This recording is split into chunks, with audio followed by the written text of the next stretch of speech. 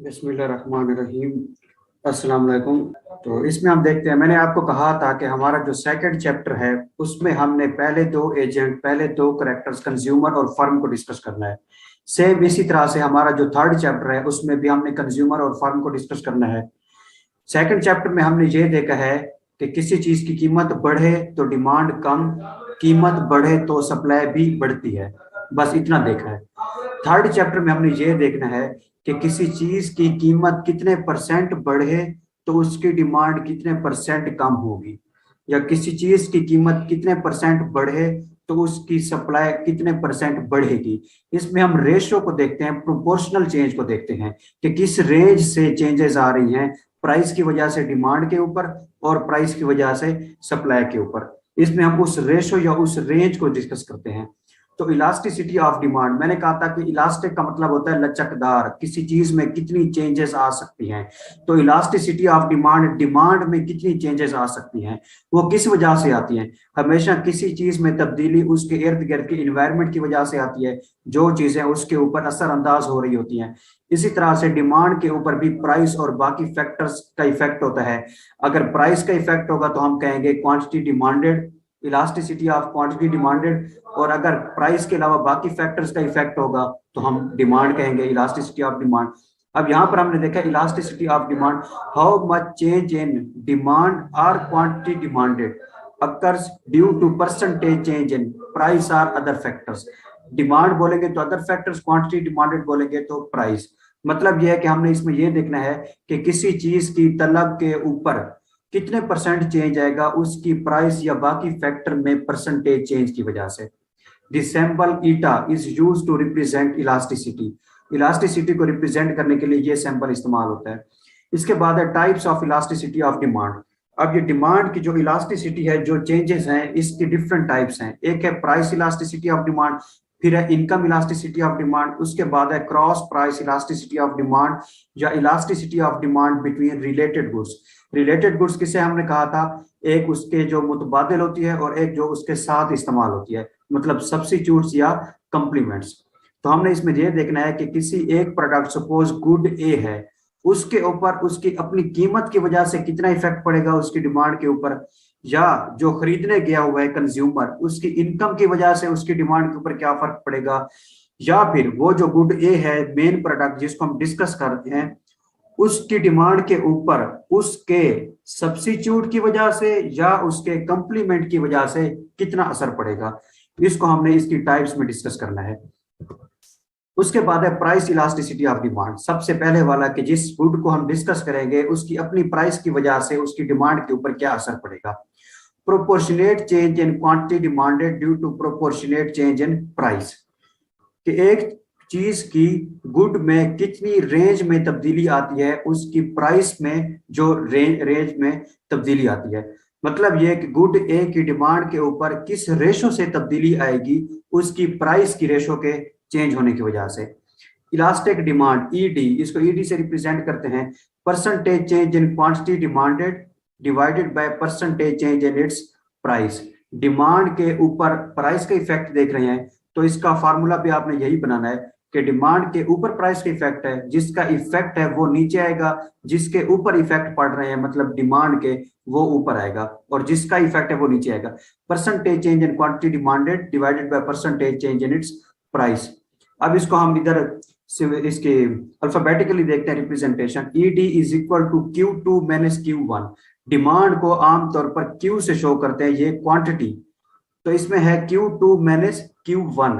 Q2 मतलब जो change आने के बाद की क्वांटिटी है, डिमांड में जो चेंज आया है, और Q1 जितनी पहले डिमांड चल रही थी।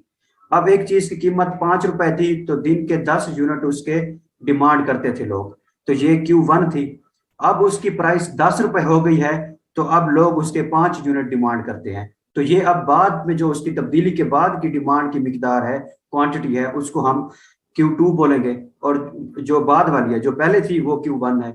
तो चेंज जो बाद में आया है ना, आफ्टर इफेक्ट, उसको पहले माइनस जो इनिशियल स्टेज थी, फिर इसको डिवाइड करेंगे Q2 minus plus Q1 divided by 2, ये एक साइड हो गई ऊपर वाली, फिर इसको डिवाइड करेंगे P2, प्राइस का भी इसी तरह से है, तो ये इसका फार्मूला बन गया है। इसके कोई भी फिगर्स हो, आप इस फार्मूले को यूज करके इसका न्यूमेरिकल सॉल्व कर सकते हैं।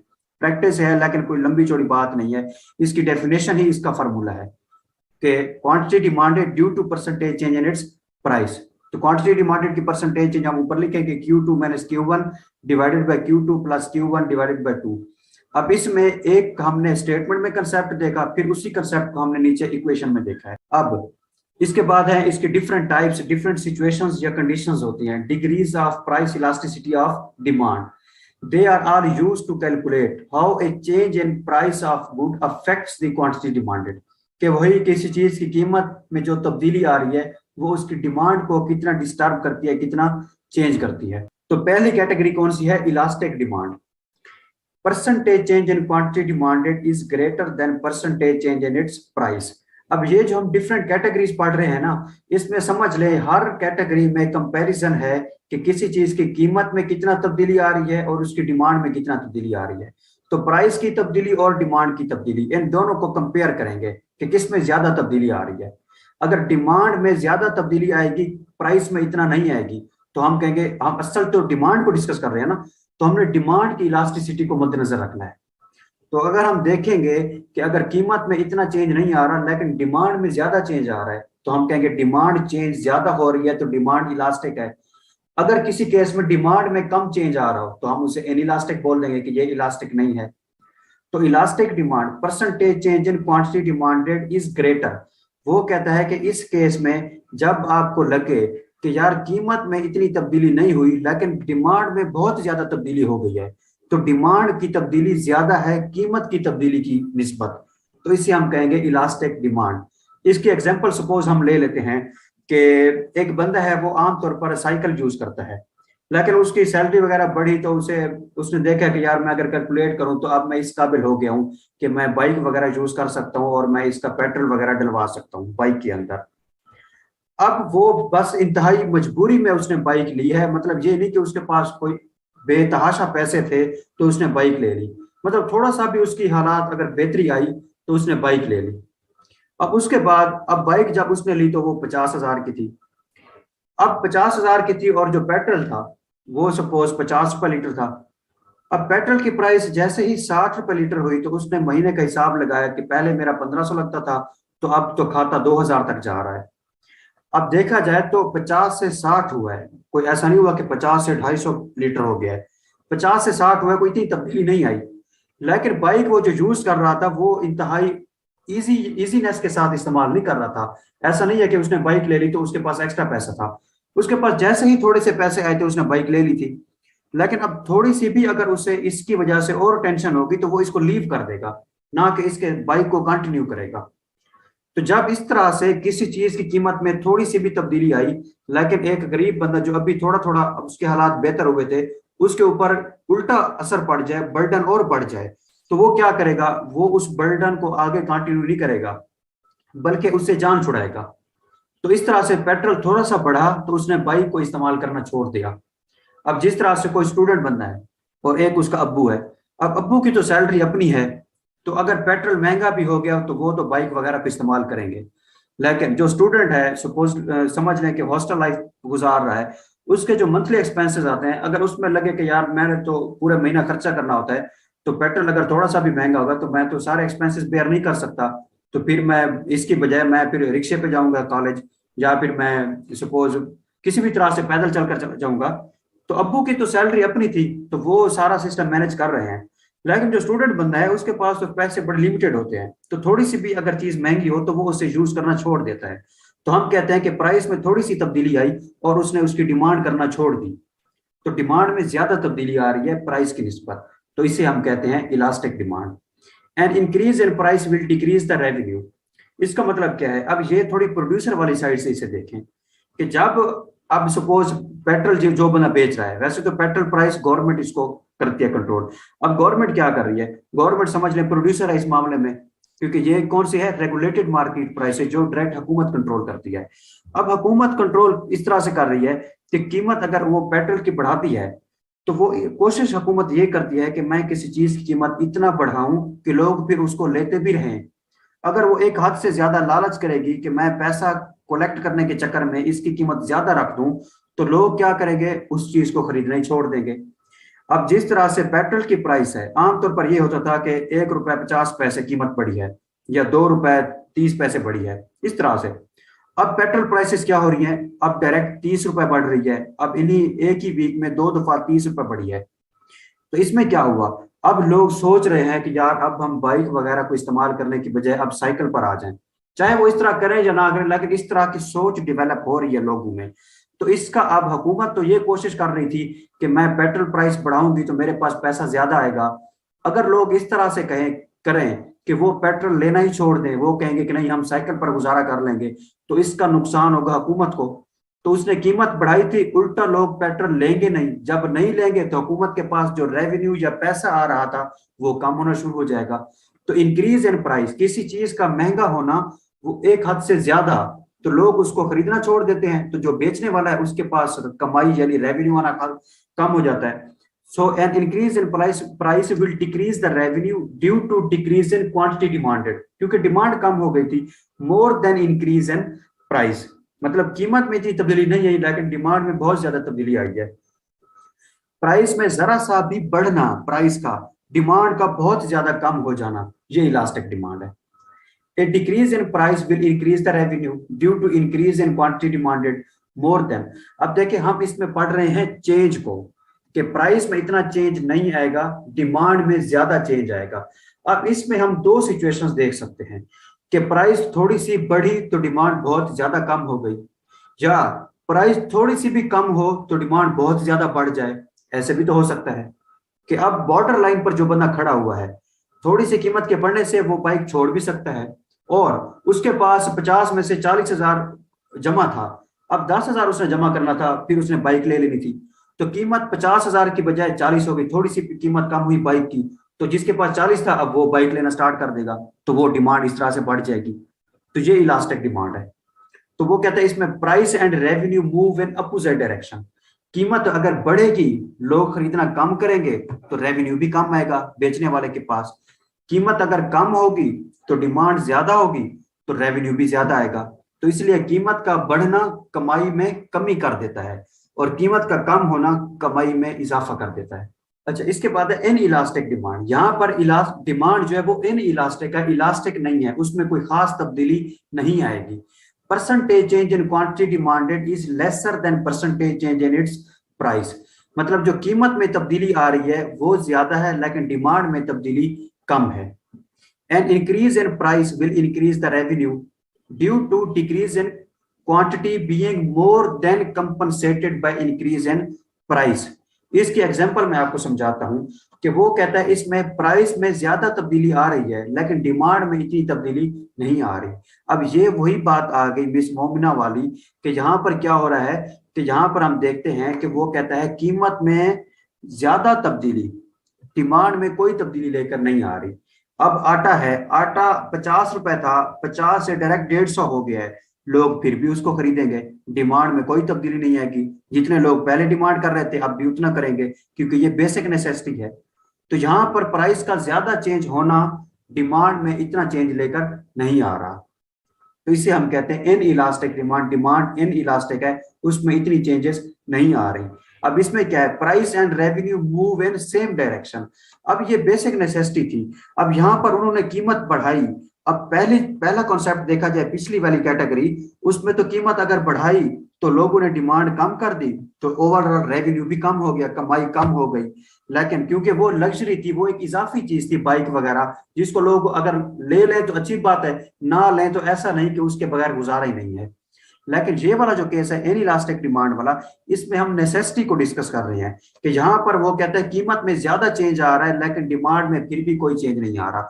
तो यहाँ पर कीमत बढ़ रही है, तो कीमत बढ़ रही है और डिमांड फिर भी लोग कर रहे हैं, तो इस तरह से फिर पैसा ज्यादा आता रहेगा प्रोड्यूसर के पास, जो चीज बेच रहा है सेलर है। तो इसमें इसलिए हम कहते हैं कि प्राइस भी बढ़े, उसके बावजूद डिमांड बढ़ेगी और रेवेन्यू भी बढ़ेगा, इसलिए price and revenue move in same direction. उसके बाद है यूनिट इलास्टिक।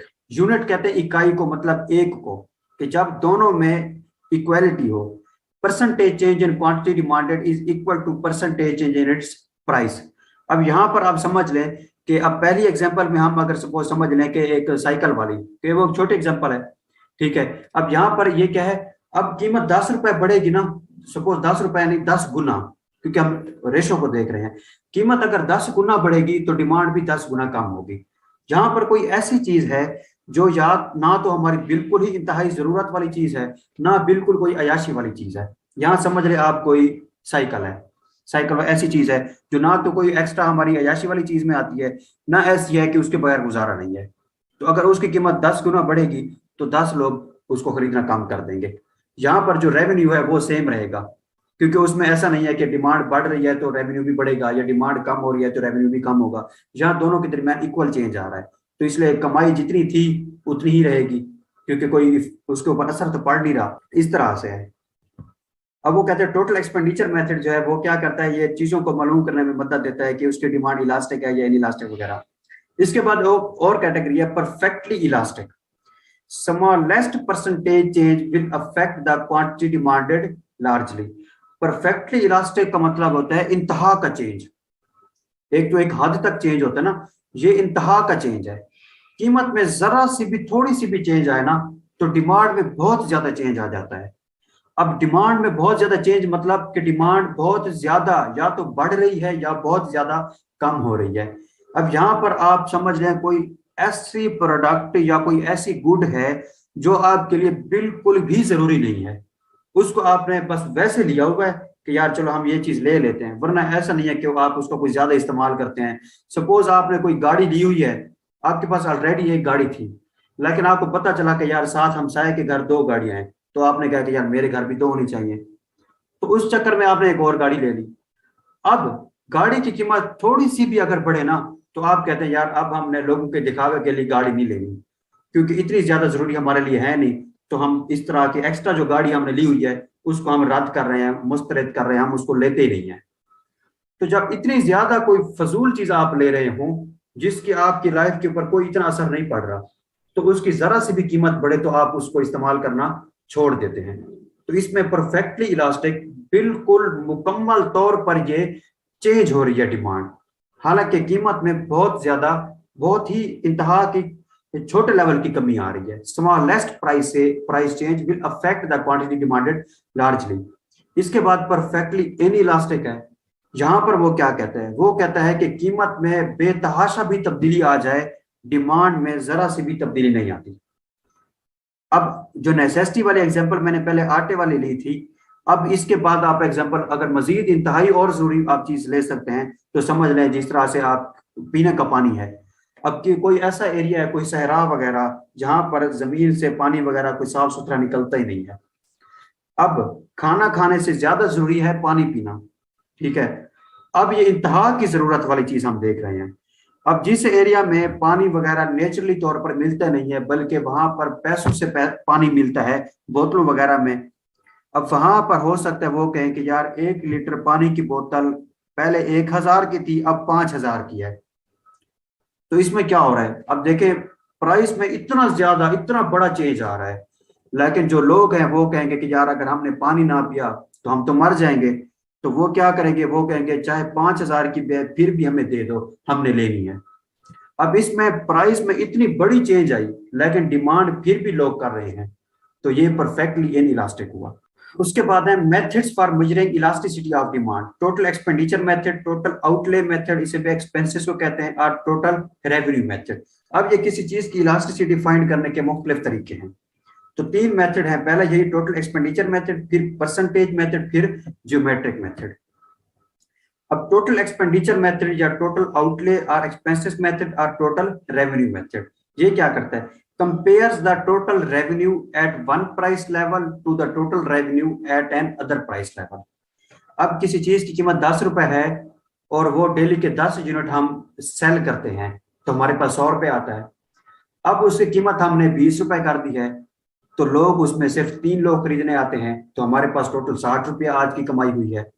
तो पहले 10 रुपए की कीमत पर कितना हमें रेवेन्यू मिला और आगे 20 रुपए कीमत करके हमें कितना रेवेन्यू मिला, उन दोनों रेवेन्यू को हम कंपेयर करते हैं इस मेथड के थ्रू। उसके बाद है categories of elasticity of demand. अब वही कैटेगरी जो हमने पहले डिस्कस की हैं, अब इस मेथड में हम देखेंगे कि इस मेथड के थ्रू वो किस तरह से हमें नजर आ रही है।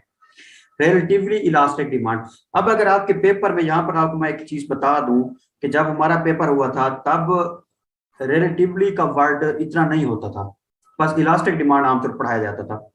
पेपर में आ गया रिलेटिवली इलास्टिक डिमांड, तो वो बच्चों ने सोचा कि यार ये पता नहीं कोई अलग चीज है। तो सिर्फ इलास्टिक आ जाए या रिलेटिवली इलास्टिक आ जाए तो आपने यही समझना है। परफेक्टली इलास्टिक आ जाए तो वो और चीज है, लेकिन अगर इलास्टिक डिमांड लिखा हुआ हो या फिर रिलेटिवली इलास्टिक तो समझ लें यही चीज है।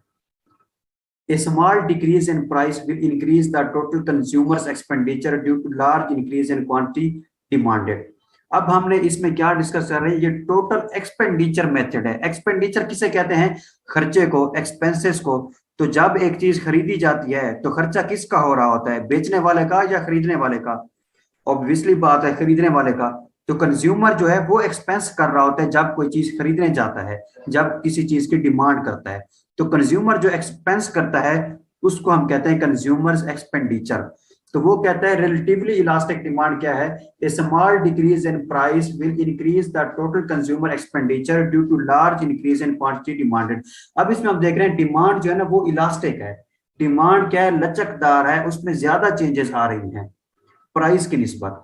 तो डिमांड में ज्यादा चेंजेस आ रही हैं। वो कहता है कि कीमत में थोड़ी सी भी कमी आ जाए तो उसकी वजह से वो डिमांड ज्यादा करता है। जब डिमांड ज्यादा कर रहा है तो जाहिर सी बात है ज्यादा पैसे खर्च कर रहा है, ज्यादा एक्सपेंस कर रहा है, तो हम कहते हैं उसका एक्सपेंसेस जो है, एक्सपेंडिचर जो है वो बढ़ रहा है। तो अब इस टाइम प्राइस में तब्दीली कम है लेकिन डिमांड में तब्दीली ज्यादा है। कीमत थोड़ी सी भी कम हुई तो उसने ज्यादा डिमांड करना स्टार्ट कर दी। सपोज पहले एक बर्गर मिलता था 100 रुपए का, तो उस टाइम बर्गर की दुकान पर तकरीबन डेली के कोई 20 स्टूडेंट आते थे लेने। उसके बाद बर्गर की कीमत हुई 90 रुपए। स्टूडेंट के लिए ये भी मैटर करता है कि 10 रुपए कम हुई है तो ये भी बड़ी बात है। तो थोड़ी सी भी अगर तब्दीली कम, थोड़ी सी भी तब्दीली आई, प्राइस थोड़ी सी भी कम हुई, तो पहले 20 स्टूडेंट आ रहे थे बर्गर लेने, अब 30 स्टूडेंट आएंगे। क्योंकि अब 10 रुपए कम हुए तो अब 30 स्टूडेंट ऐसे हैं जो 90 रुपए अफोर्ड कर सकते हैं। लेकिन पहले 100 रुपए थी तो वो सिर्फ 20 स्टूडेंट अफोर्ड कर सकते थे। तो अब 30 स्टूडेंट हैं, वो ज्यादा, अब ज्यादा स्टूडेंट हो गए जिनका एक्सपेंस हो रहा है, जो उनका एक्सपेंडिचर हो रहा है। तो इस तरह से कीमत का थोड़ा सा 100 से 90 आना, उधर से जो स्टूडेंट हैं वो 20 से 30 हो गए। तो मतलब डिमांड में तब्दीली प्राइस की तब्दीली से ज्यादा है, मतलब ज्यादा इलास्टिक है। तो हम कहते हैं इसकी जो इलास्टिसिटी है वो 1 से ज्यादा है। ये एक रिप्रेजेंटेशन है सिंबॉलिक। ठीक है, जब हमने कहा था कि यूनिट इलास्टिक, यूनिट का मतलब होता है एक, उसमें दोनों की तब्दीली बराबर थी।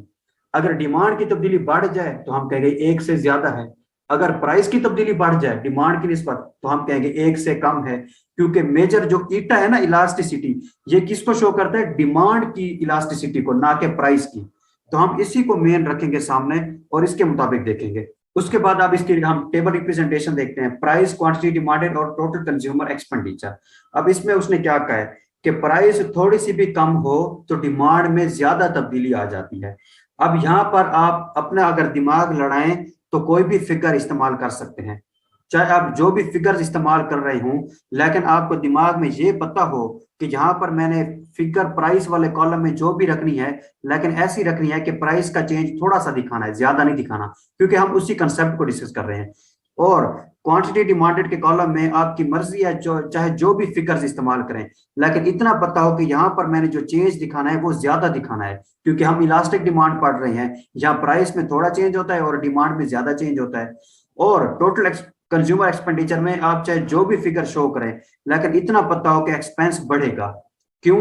क्योंकि आप ज्यादा बच्चे खर्चा कर रहे हैं बर्गर के ऊपर। तो प्राइस क्या हुई? थोड़ी सी कम हुई, 2 से 1।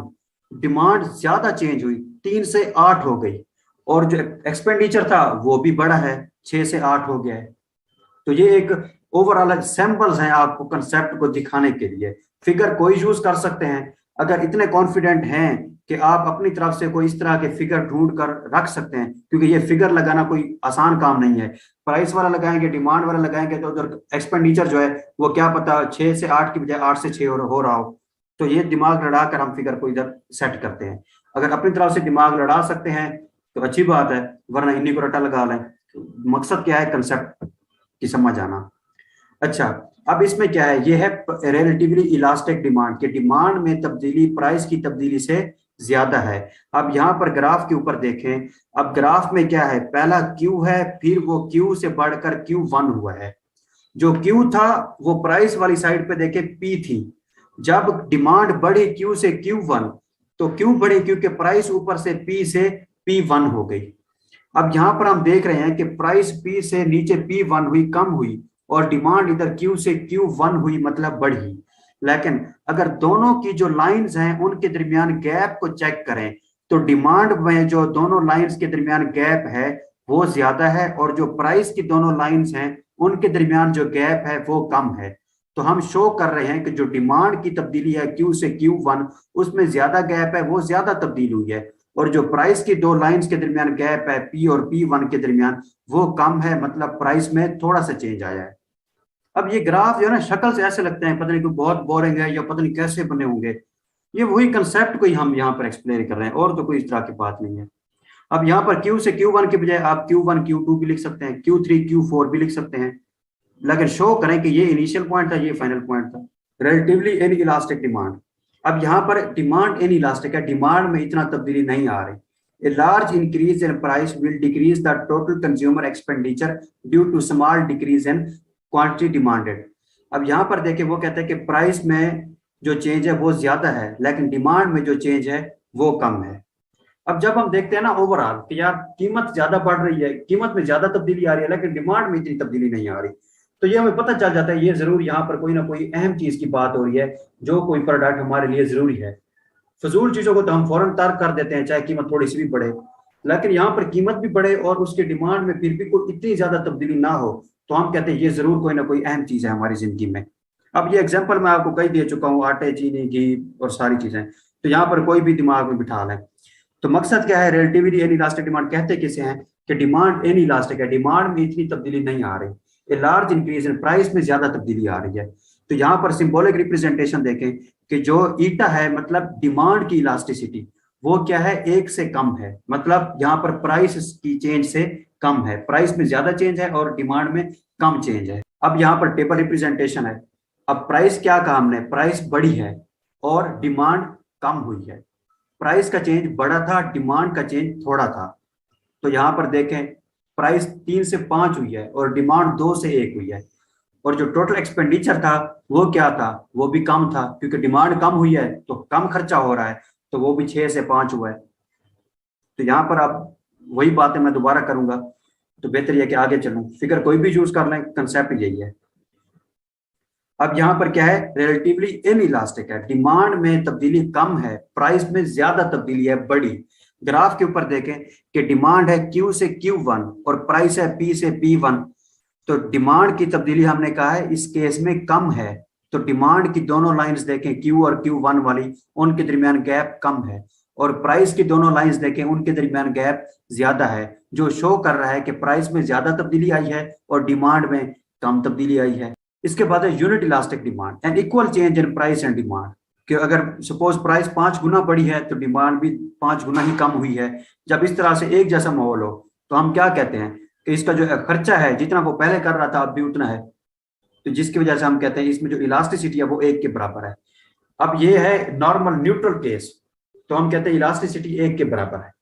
अब अगर इलास्टिसिटी डिमांड की बढ़े तो हम ग्रेटर देन 1 कह देते हैं, अगर प्राइस की ज्यादा हो इलास्टिसिटी तो हम इसे ईटा को लेस देन 1 कह देते हैं। अब यहाँ पर देखें, प्राइस जो है वो 1 से 2 हुई है और क्वांटिटी क्या हुई है, 2 से 1 हुई है, मतलब जितना उसमें भी 1 यूनिट का फर्क इजाफा हुआ है, इसमें 1 यूनिट की कमी हुई है।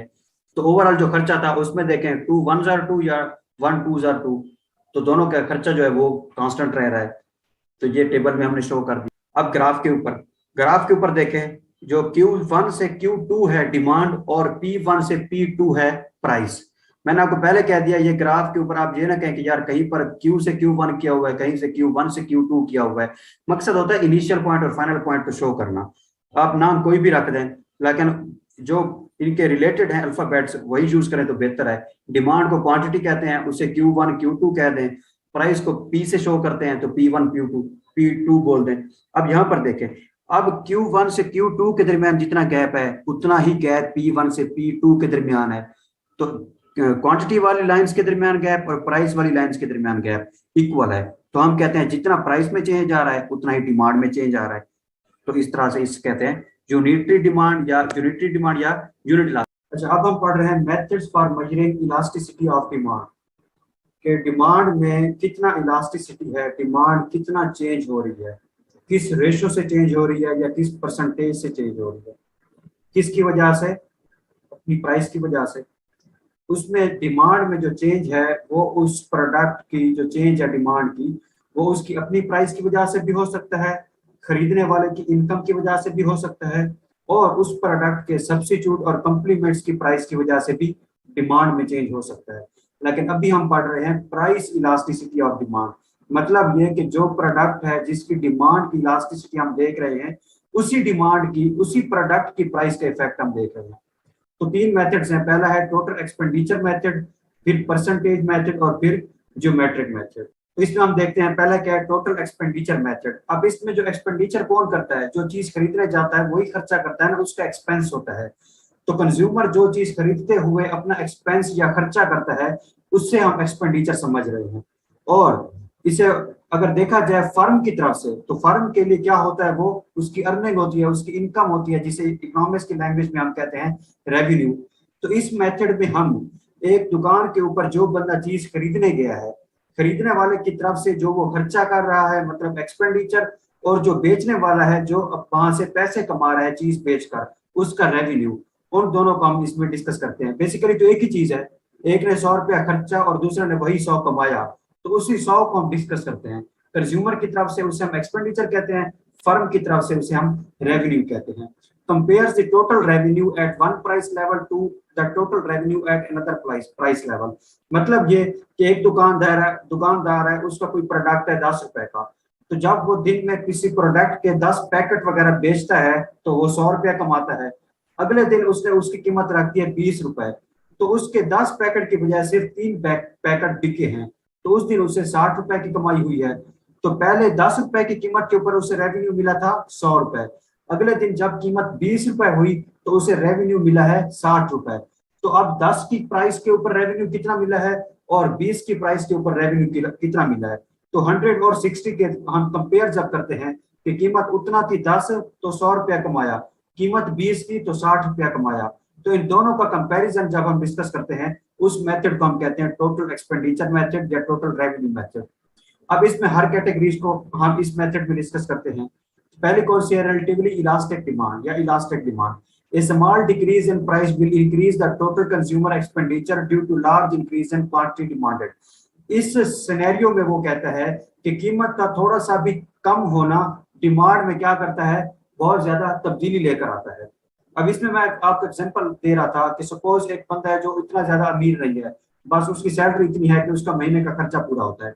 अब आमतौर पर वो साइकिल यूज करता था, लेकिन उसने सोचा है कि मैं क्या करूं, इधर उधर से उधार वगैरह पकड़ लूं, कुछ पैसे मेरे पास हैं 30,000 और बाइक मिलती है 50,000 की, तो हो सकता है मैं 10,000 और उधार और बाकी 20,000 वगैरह उधार करके मैं बाइक ले लूं।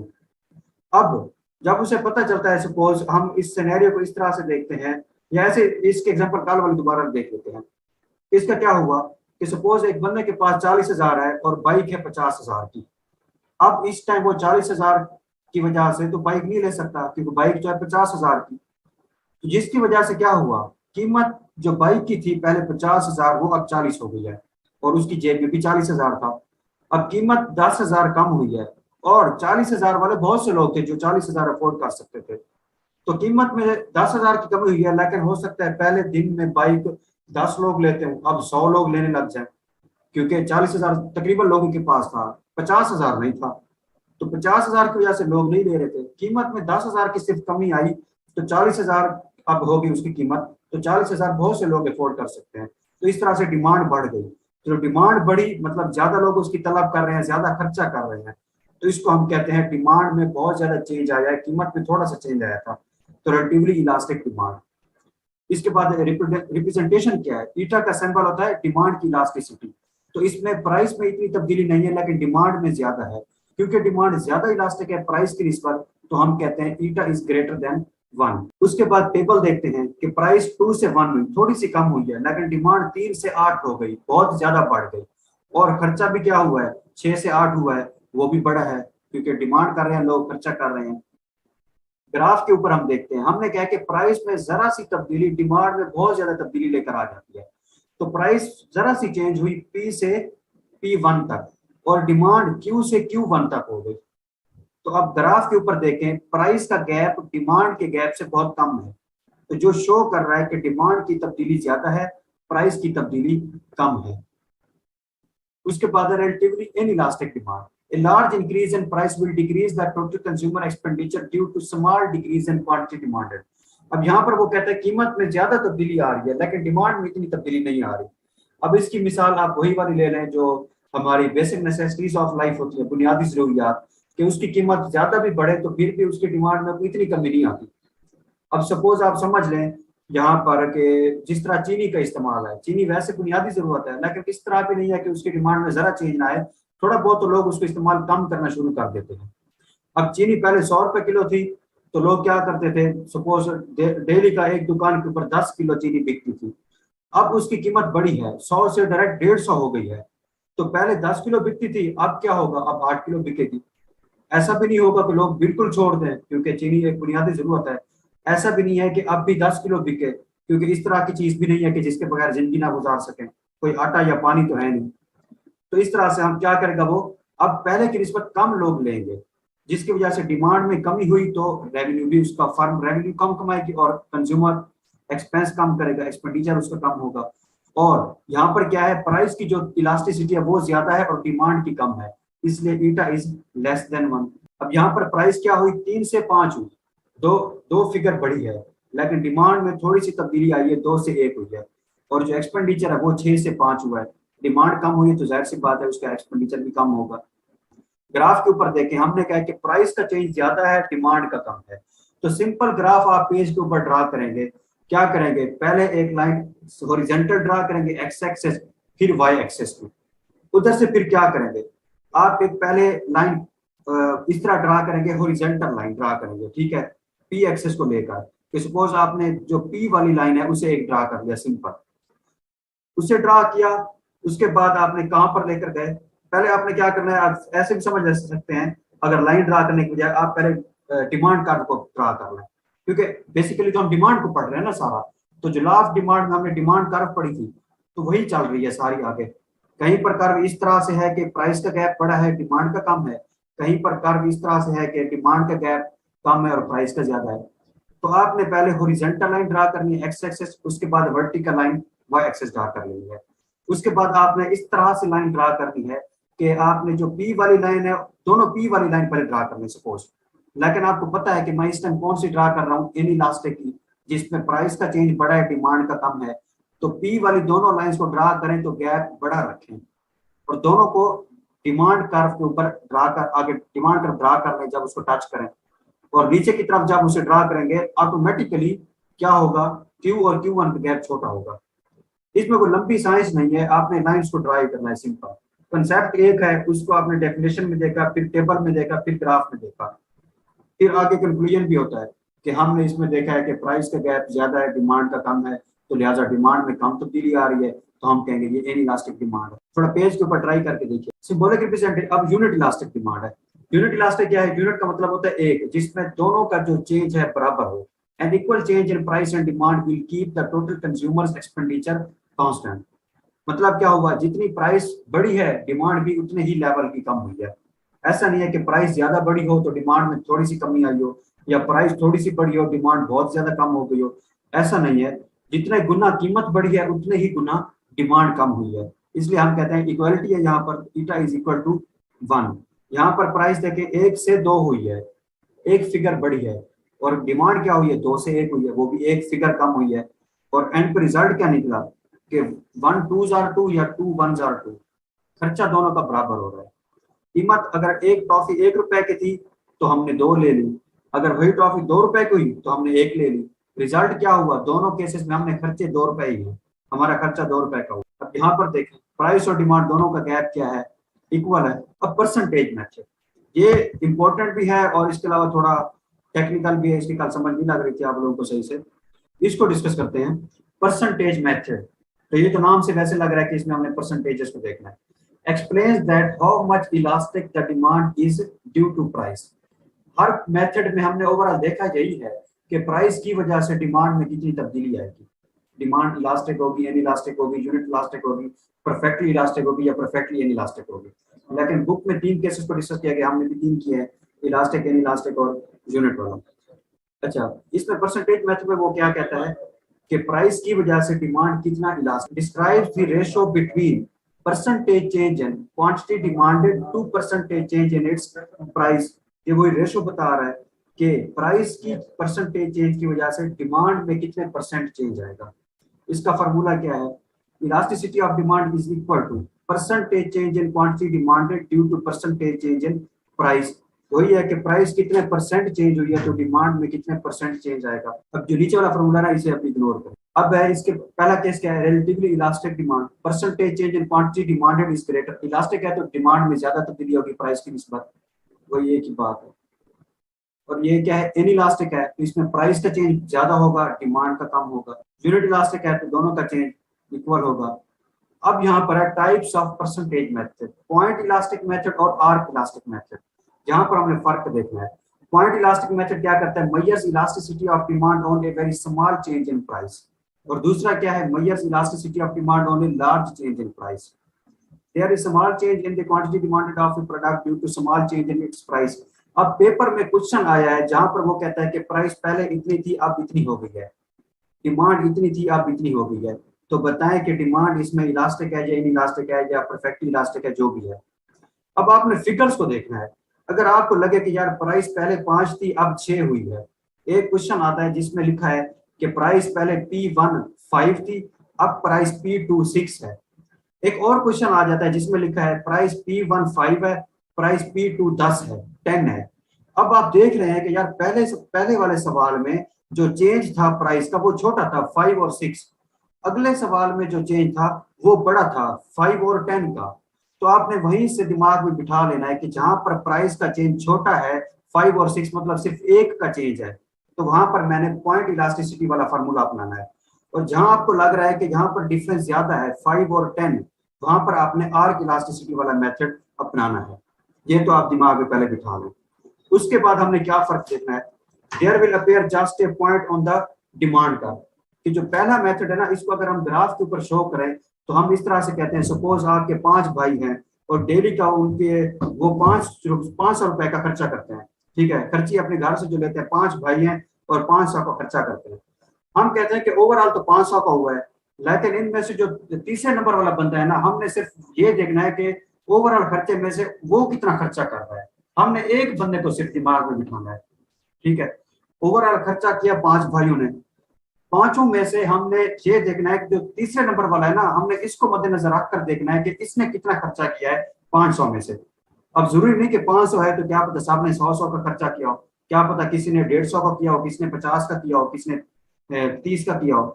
तो हमने क्या करना है? हमने 500 का खर्चा 5 भाइयों में से चेक करना है, जो तीसरे नंबर वाला है इसने 500 में से कितना खर्चा टोटल किया है। उसको जब मद्देनजर रखेंगे ना किसी एक बंदे को, किसी एक पॉइंट को, तो हम क्या कहेंगे? Point elastic method. जब किसी एक बंदे को हम मद्देनजर रखें। हाँ, जब हम कहेंगे ना आर्क इलास्टिक मेथड, इसमें हम क्या करेंगे? इसमें हम पांचों की एवरेज ले लेंगे। वहां पर 500 में से हमने ये देखा है जो तीसरे नंबर वाला है ना, इसने 500 में से 150 इसने खर्च किया था। जो दूसरा मेथड है आर्क वाला, इसमें हम 500 को 5 भाइयों के ऊपर डिवाइड करेंगे, तो हम कहेंगे यार ओवरऑल 100 हर किसी ने खर्च किया है, चाहे हकीकत जो भी हो, लेकिन हम एवरेज ले लेंगे। तो पॉइंट मेथड में हम किसी एक बंदे को मद्देनजर रखेंगे, उसके हकीकत वाला खर्चा देखेंगे कि उस थर्ड वाले ने एक्चुअल कितना खर्चा किया है। लेकिन आर्क में हम क्या करेंगे? हम कहेंगे इसमें हम एवरेज ले लेते हैं, तो हम समझेंगे कि हर बंदे ने इतना खर्चा किया है, इसमें हम एवरेज की बात करेंगे। वो कैसे? अब इसका हम फार्मूला देखते हैं कि percentage change in quantity divided by percentage change in price. ये तो एक जनरल फार्मूला है जो इसकी डेफिनेशन वाला है। इसके बाद क्या है? इसके बाद हमारे पास पहला क्या है? Percentage change in quantity. अब ये तो एक पहले ओवरऑल इलास्टिसिटी का फार्मूला आ गया ना, कि percentage change in quantity divided by percentage change in price. अब परसेंटेज चेंज इन क्वांटिटी जो हमने लिखा है, अब हमें पहले इसको भी तो सॉल्व करना है, इसका भी तो अपना कोई फार्मूला है परसेंटेज चेंज इन क्वांटिटी का। फिर इलास्टिसिटी का फार्मूला है ना ईटा, तो परसेंटेज चेंज इन क्वांटिटी का फॉर्मूला क्या हुआ, Q2 minus Q1 divided bye Q1 multiply by 100। ठीक है, अब ये जो फार्मूला के नीचे हमने ईटा लिखा हुआ है ना, ईटा के आगे जो पहला पोर्शन है upper portion percentage change in quantity, उसका जस्ट फार्मूला क्या है, नीचे वाला Q2 minus Q1 divided bye Q1 multiply by 100। एक तो दिमाग में रखे कि ये परसेंटेज मेथड है तो इसमें हम मल्टीप्लाई बाय 100 तो करेंगे। ठीक है, और पहला पोर्शन क्या है, Q2 minus Q1 divided bye Q1। इसमें समझ ले दो भाई थे। ठीक है, अब हम ओवरऑल क्वांटिटी की बात करें तो हमेशा ये होता है ना कि यार पहले इतनी क्वांटिटी इतनी डिमांड थी, उसके बाद प्राइस में कोई इस तरह का चेंज आया कि उसके बाद इतनी डिमांड हो गई। तो पहले वाले जो इनिशियल डिमांड होती है, इनिशियल पॉइंट होता है वो है Q1, और जो फाइनल पॉइंट है हमारा वो है Q2। बुक में है Q0 और Q1, इनिशियल को Q0 और फाइनल को Q1 शो किया गया है, लेकिन वो कंफ्यूजन पैदा करता है। इसलिए पहली डिमांड जो होगी ना किसी प्राइस की तब्दीली के पहले हम कहेंगे पहले इतनी डिमांड हो रही है किसी प्रोडक्ट की Q1, फिर हम कहते हैं कि अब प्राइस में कोई इस तरह का चेंज आया तो अब जो डिमांड है वो Q2 है। तो जब फार्मूला हम बनाएंगे, हम फार्मूला इस तरह बनाएंगे कि final demand minus initial demand divided by initial demand multiply by 100। Demand की परसेंटेज हमने फाइंड कर लियो, परसेंटेज चेंज इन क्वांटिटी या परसेंटेज चेंज इन डिमांड, उसका फार्मूला हम बनाएंगे final demand minus initial demand divided by initial demand multiply by 100।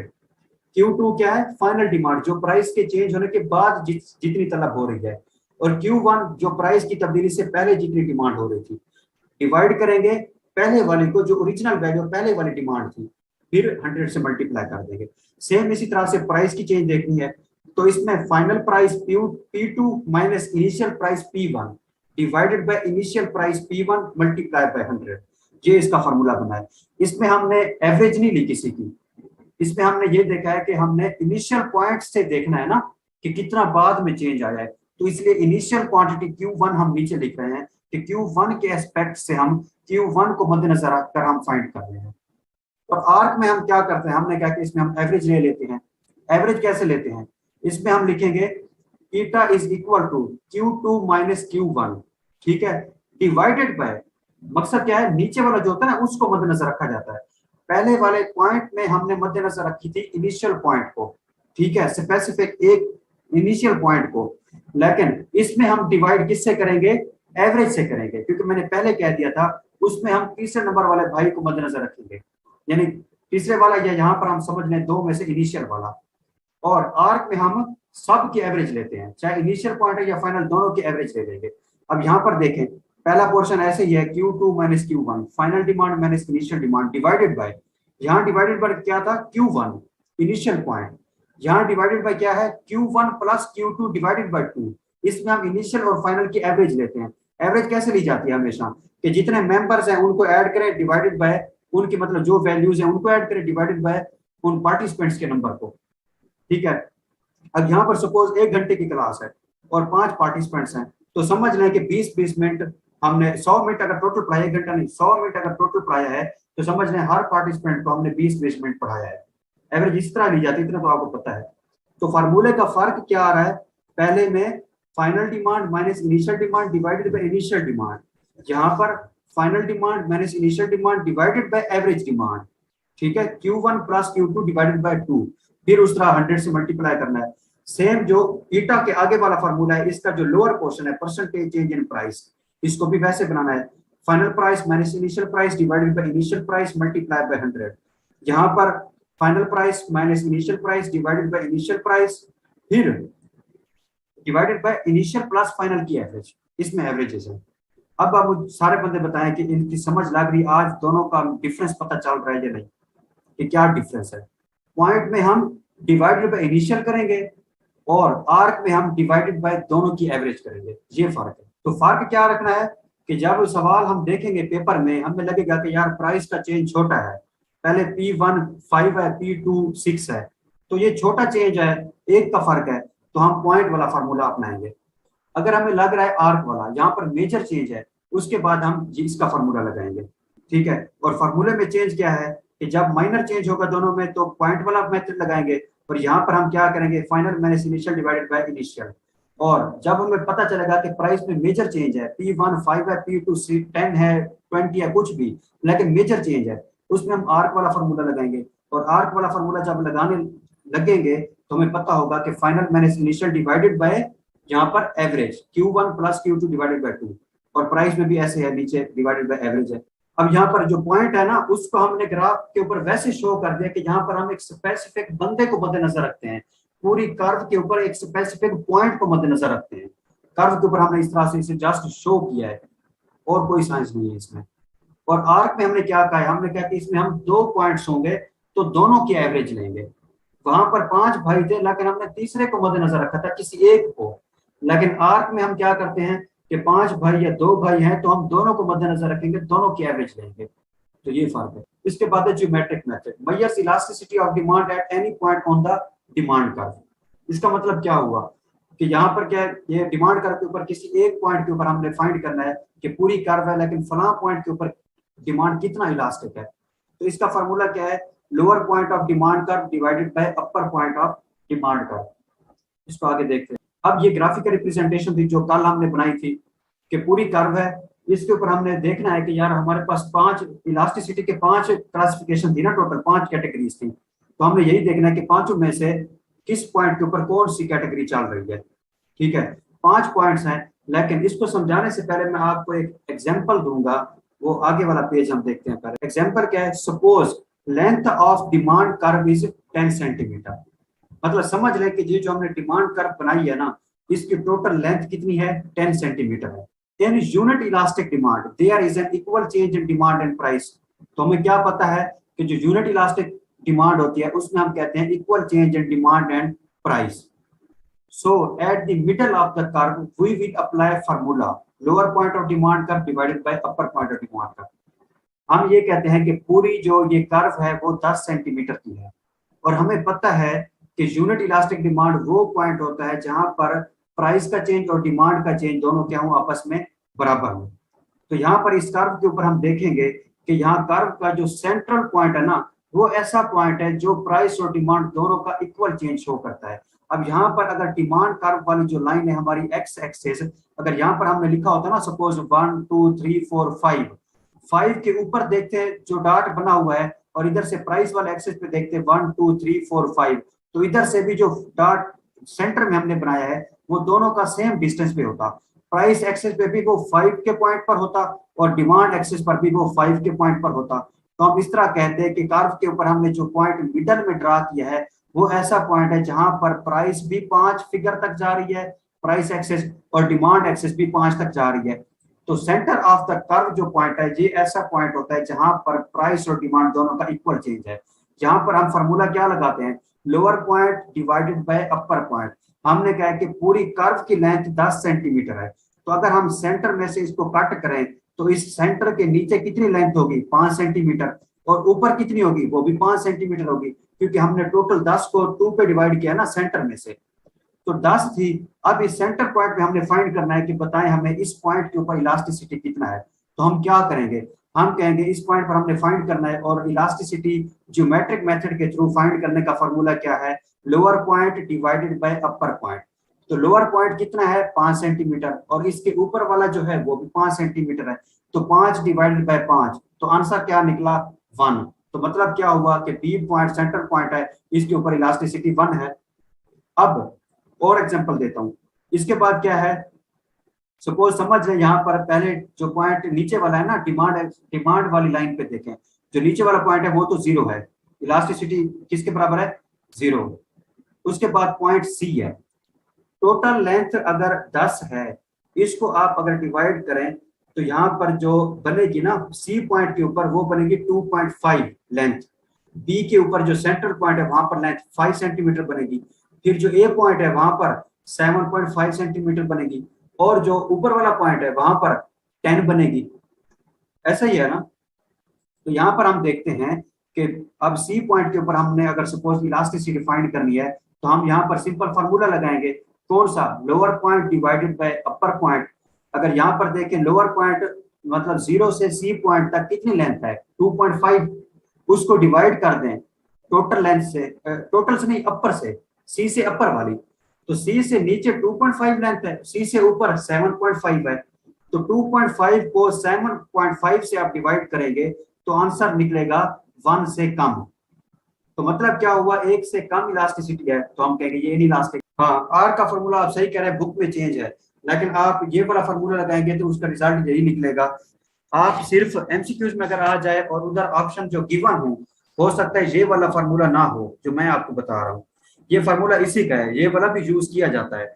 एक चीज के कई फार्मूले हो सकते हैं, तो अब इसका आर्क वाला फार्मूला, इसका आंसर भी वही निकलेगा जो आपकी बुक वाला फार्मूला है, आंसर दोनों का सेम निकलेगा। तो इस तरह से आपकी इजीनेस के लिए और कंसेप्ट की बेस पर इसका फार्मूला यही बनता है जो मैंने आपको बताया है। बुक में उन्होंने इसको तोड़ मरोड़ कर बना दिया है, आप उसको याद कर सकते हैं सिर्फ इसलिए कि क्या पता एमसीक्यूज में आ जाए और ऑप्शन गिवन हो तो क्या पता बुक वाला फार्मूला वहां पर सही आंसर हो, तो आप उसको वैसे याद कर लें।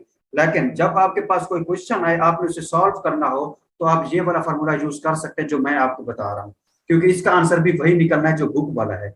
और जिस तरह से ये कंसेप्ट है जिसमें हम वहां पर स्पेसिफिक पॉइंट को लेते हैं और दूसरे में हम एवरेजेस को लेते हैं, तो इस बेस के ऊपर इस फार्मूले को इसी तरह से डिजाइन करना चाहिए और ये इसी तरह से ही है और ये फार्मूला इसी तरह से पढ़ाया जाता है। हमें भी हमारे सर ने ऐसे ही पढ़ाया था, तो ये गलत नहीं है। मैंने आपको कहा है कि पहले आप क्या करेंगे, प्राइस का एक्सेस ड्रा करेंगे, उसके बाद आप डिमांड का एक्सेस ड्रा करेंगे, उसके बाद आप डिमांड कर्व बना लेंगे, ऐसे नीचे नहीं जानिए। उसके बाद आप ये क्या होगा, डिमांड वाला एक्सेस हो गया, ऊपर कौन सा होगा, प्राइस वाला एक्सेस हो गया। ये टोटल हमारे पास क्या हुई, डिमांड कर्व हो गई। और ज्योमेट्री मेथड को हम पढ़ रहे हैं, हमने कहा कि ये जो टोटल हमने कर्व बनाई है ना, सपोज इसकी टोटल लेंथ जो है हमारे पास, टोटल लेंथ वो है 10 सेंटीमीटर। अब इसके ऊपर हमने कौन सी कैटेगरीज ड्रा की थी, हमारे पास इलास्टिसिटी ऑफ डिमांड की कितनी कैटेगरीज हैं, आपको पता है हमारे पास 5 कैटेगरीज हैं। और इसको हमने यहाँ पर एक्सप्लेन कैसे करना है, सबसे पहले हम हमेशा देख लेते हैं unit elastic. Unit elastic, unit का मतलब होता है एक यूनिट इलास्टिक हम कहते हैं किसको है, हम कहते हैं इसमें प्राइस और डिमांड का इक्वल चेंज है। इक्वल चेंज है तो समझ लें इस पूरी कर्व को हमने इक्वालिटी पे डिवाइड कर देना है, सेंट्रल पॉइंट पे, ठीक है, सेंटर पॉइंट पे डिवाइड करेंगे। अब यहाँ पर अगर हमने मजीद फाइंड करना है तो इसको देखे, हमने कहा कि टोटल लेंथ इसकी 10 सेंटीमीटर है और इसका फार्मूला क्या है, lower point divided by upper point, ठीक है। अब इसका लोअर पॉइंट कितना है, हमने सेंटर पे रखा है ना पॉइंट, सेंटर से नीचे कितनी है 5 सेंटीमीटर और ऊपर कितनी है वो भी 5 सेंटीमीटर है, टोटल क्योंकि कितनी थी 10 सेंटीमीटर थी। अब हमने कहा है कि पहले सेंटर पॉइंट क्यों रखा कि इक्वल चेंज है प्राइस और डिमांड में, तो कर्व को इक्वल पे डिवाइड कर देंगे, सेंटर पे एक पॉइंट लगा देंगे तो हम कहेंगे ये हमारा सेंट्रल पॉइंट हो गया। उसके ऊपर हम फॉर्मूला अपनाएंगे lower point divided by upper point, तो लोअर कितना है 5 सेंटीमीटर, अपर कितना है वो भी 5 सेंटीमीटर है, तो 5 को 5 से डिवाइड करेंगे तो आंसर वही 1 निकलेगा। इसके बाद हमने क्या करना है, इसके बाद सपोज समझ ले एक ये वाला पॉइंट है, एक ये वाला पॉइंट है, इधर कर्व जब पहुंच रही है वो 0 है, यहाँ पर 2.5 है, यहाँ पर 5 है, यहाँ 7.5 है और इस पर 7.5 है और ऊपर 10 है, ठीक है। पूरी कर्व 10 सेंटीमीटर की है, पहले लेंथ यहाँ पर तो उसकी 0 है ना, 0 से आगे यह पहला पॉइंट 2.5 इसकी लेंथ हो गई, सेंटर तक 5 हो गई, फिर दरमियान में 7.5 हो गई, फिर एंड पे टोटल लेंथ इसकी 10 सेंटीमीटर हो गई है। अब सपोज हमने 0 पे फाइंड करनी है इलास्टिसिटी, तो हम क्या करेंगे, lower point divided by upper point, तो लोअर पॉइंट इसका 0 है, अपर पॉइंट कितना है, पूरी की पूरी लाइन अभी ऊपर पड़ी है यानी 10 सेंटीमीटर, तो आंसर क्या निकलेगा 0 निकलेगा। अब यहाँ पर हमने फाइंड करना है, तो इसका फॉर्मूला क्या है, lower point divided by upper point, तो 2.5 से नीचे कितनी लेंथ है, यही 2.5 है, अपर वाली कितनी है टोटल 7.5 बच जाती है 10 में से, तो इसको डिवाइड करेंगे 2.5 डिवाइडेड बाय 7.5, आंसर निकलेगा जो भी होगा। अगर 1 हो तो यूनिट इलास्टिक होगा, 1 तो नहीं होना, वो तो सेंटर में होना है ना, लेकिन 1 से कम हो तो इनइलास्टिक होगा, 1 से ज्यादा हो तो वो परफेक्ट इलास्टिक होगा सपोज। उसके बाद हमने क्या करना है, 5 पे वो यूनिट इलास्टिक निकाल दिया। अब ऊपर वाला दरमियान का पॉइंट कौन सा है 7.5 है, यहाँ पर हमने इलास्टिसिटी फाइंड करनी है, तो हम क्या करेंगे, lower point divided by upper point, इस पॉइंट से नीचे कितनी लेंथ है टोटल 7.5 है और इससे ऊपर कितनी बच जाती है 2.5 बच जाती है 10 में से, तो इसको 2.5 से डिवाइड करेंगे तो आंसर निकलेगा। इसके बाद एंड पर है, एंड पर कितनी लेंथ टोटल 10 की 10 हो जाती है, क्योंकि पूरी अब कर्व हमने क्रॉस कर दी है, पूरी लेंथ उसकी हो गई है। तो अब इसको हमने कैसे करना है, lower point divided by upper point, lower कितनी है, पूरी की पूरी 10 सेंटीमीटर है, ठीक है। और अपर कितनी है, कुछ भी नहीं है, यहाँ पर तो कर्व खत्म हो गई, तो जीरो पे डिवाइड कर देंगे। किसी भी फिगर को जीरो पे डिवाइड करें तो इन्फिनिट हो जाता है। और अब हमें पता है कि इलास्टिसिटी की वैल्यू इन्फिनिट निकले तो मतलब ये ऐसा पॉइंट है जहां पर परफेक्टली इलास्टिक है, और जहां पर इलास्टिसिटी की वैल्यू जीरो निकले तो ये ऐसा पॉइंट है जहां पर परफेक्टली इनइलास्टिक है। अब रिलेटिवली इलास्टिक डिमांड इलास्टिक है, lower point of demand curve is greater than upper point of demand curve. वो कहता है कि इलास्टिक तब होगी जब इसका नीचे वाला जो पोर्शन है वो बड़ा होगा, ऊपर वाला कम होगा। तो देख लें जहां पर ये इन्फिनिट निकली है वहां पर नीचे वाला पोर्शन क्या था, पूरी की पूरी कर्व थी, बड़ा पोर्शन था ना, ऊपर कुछ भी नहीं था। 7.5 पे क्या थी ये इलास्टिक, एक सिंपल इलास्टिक थी, परफेक्ट इलास्टिक नहीं थी।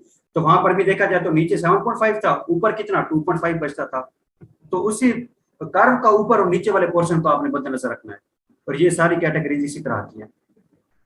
उसके बाद है types of elasticity of demand. अब तक जो हमने डिमांड की इलास्टिसिटी देखी है वो उसकी अपनी प्राइस की वजह से देखी है। अब हम क्या कर रहे हैं, अब हम देख रहे हैं कि उसके ऊपर किसी और चीज का भी इफेक्ट पड़ता है। तो इनकम इलास्टिसिटी ऑफ डिमांड, जो बंदा चीज खरीदने गया हुआ है, आपके अब्बू, उनकी इनकम की वजह से डिमांड में कितना चेंज आता है। Proportionate change in quantity demanded due to proportionate change in income, कि किसी चीज की डिमांड में कितने परसेंट, कितनी रेशो से चेंज आएगा, क्यों, क्योंकि आपके पापा की इनकम की चेंज की वजह से। और दूसरा क्या होता है, cross price elasticity of demand, मतलब proportionate change in quantity demanded for good X due to proportionate change in price of good Y.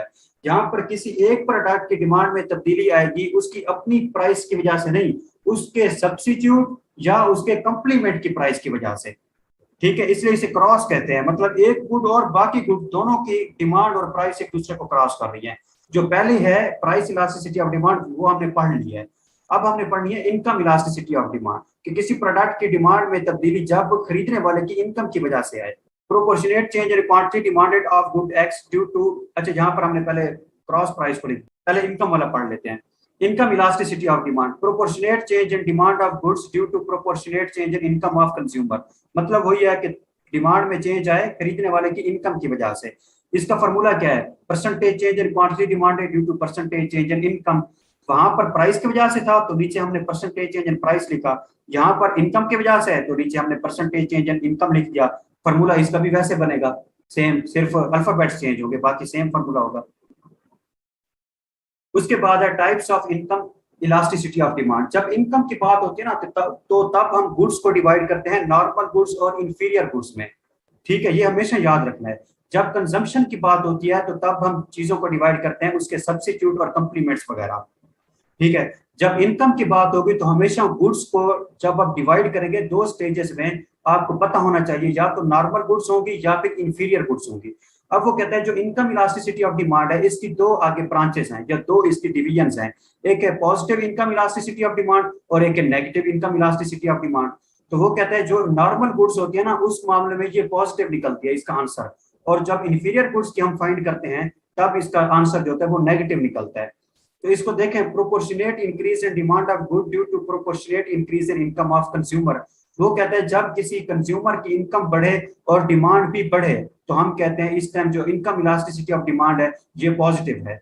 और ये पॉजिटिव होता तब है जब नॉर्मल गुड्स हो। और नॉर्मल गुड्स क्या होती हैं, मैंने आपको बताया था कि एक बंदे की तनख्वाह बढ़े तो उसके दो रिजल्ट निकलते हैं, या तो किसी चीज को वो और खरीदने लग जाता है या किसी चीज को छोड़ देता है।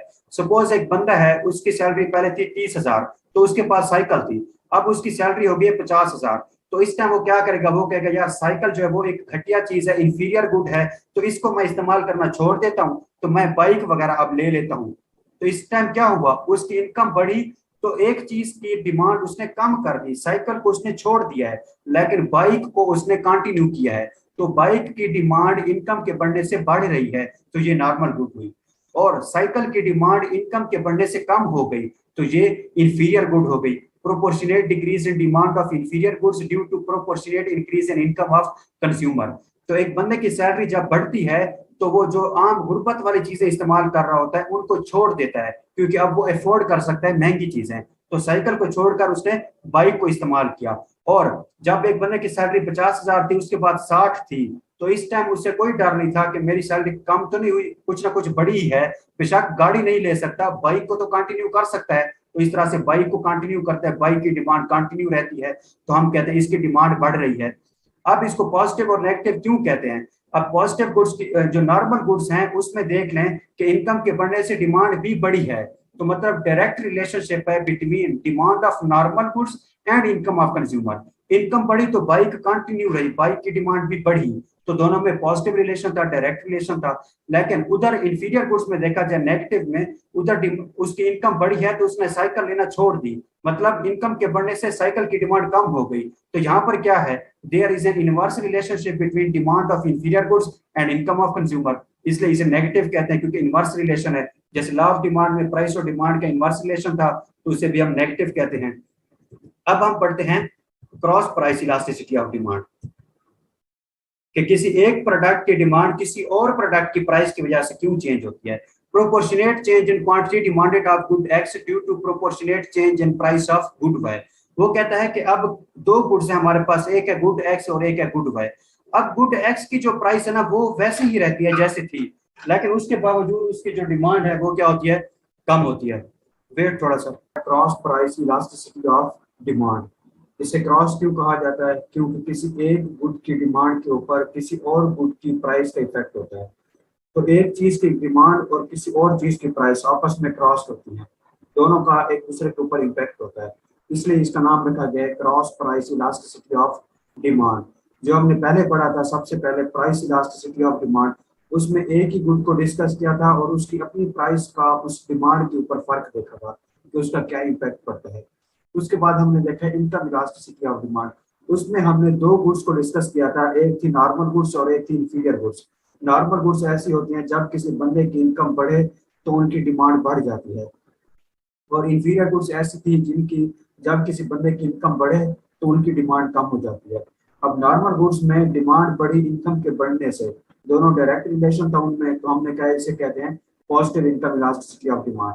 और जो इंफीरियर गुड्स के मामले में था उसमें हमने कहा कि इनकम बढ़े तो उनकी डिमांड कम हो जाती है।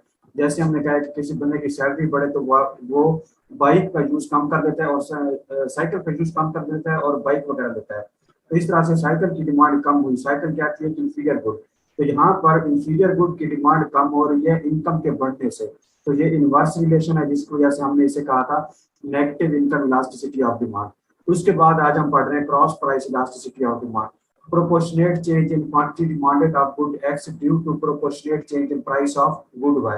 Suppose हमारे पास दो गुड्स हैं, अब उनको आप good A, good B, good C, good D या गुड X, गुड Y कोई भी नाम दे सकते हैं। तो इसमें वो कहता है जो पहली गुड है हमारे पास गुड X, उसकी डिमांड में चेंज आ रहा है किस वजह से, due to proportionate change in price of good Y। जो दूसरी गुड है Y उसकी प्राइस की तब्दीली की वजह से। अब इसमें हमने देखना है कि फार्मूला इसका क्या हुआ, cross price elasticity of demand का, percentage change in quantity demanded of good X, percentage change in price of good Y. ऊपर हमेशा हमने हर फार्मूले में यही लिखना है percentage change in quantity demanded. नीचे हमने पहला जो प्राइस वाला है, प्राइस वाली टाइप है प्राइस इलास्टिसिटी ऑफ डिमांड, उसमें हम क्या लिखेंगे, percentage change in price of that good. Income में क्या लिखेंगे, percentage change in income of consumer. और क्रॉस प्राइस में क्या लिखेंगे नीचे, percentage change in price of good Y. तो जिसका इफेक्ट आ रहा है वो नीचे आएगा, जिसके ऊपर इफेक्ट पड़ रहे हैं वो लाइन के ऊपर आएगा। अब इसमें हम जैसे इनकम इलास्टिसिटी ऑफ डिमांड में हमने उसकी डिवीजन की थी, दो कंडीशंस थी, दो सिचुएशंस थी, कि एक थी नॉर्मल गुड्स के मामले में पॉजिटिव और एक थी इंफीरियर गुड्स के मामले में नेगेटिव। इसी तरह से यहाँ पर भी इसकी डिवीजन है positive cross price elasticity of demand और negative cross price elasticity of demand. अब हमें ये देखना है कि वहां पर तो पॉजिटिव थी जब नॉर्मल गुड्स थी और नेगेटिव थी जब इंफीरियर गुड्स थी।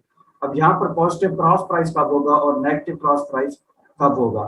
तो पॉजिटिव वाला पहले हम पढ़ते हैं, proportionate increase in demand of good X due to proportionate increase in price of good Y. इसमें पहले वो क्या बता रहा है कि गुड एक्स की डिमांड बढ़ रही है गुड वाई की प्राइस के बढ़ने से। अब देखें गुड एक्स की डिमांड भी बढ़ रही है और गुड वाई की प्राइस भी बढ़ रही है, तो दोनों के दरमियान डायरेक्ट रिलेशन है। जब डायरेक्ट रिलेशन हो तो हम कहते हैं इनके दरमियान क्या है, एक पॉजिटिव रिलेशन है।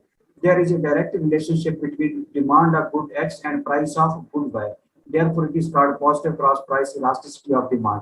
अब ये पॉजिटिव हमने इसकी जो पढ़ी है पहली स्टेज के positive cross price elasticity of demand, इसमें हम देखते हैं कि ये कब पॉजिटिव होगी। अब वो कह रहा है कि गुड एक्स जो है उसकी डिमांड बढ़ रही है गुड वाई की प्राइस के बढ़ने से। ठीक है, अब यहाँ पर कैसे होगा? अब सपोज आप समझ लें कि आप क्रिकेट के प्लेयर हैं, क्रिकेट वगैरह खेलते हैं।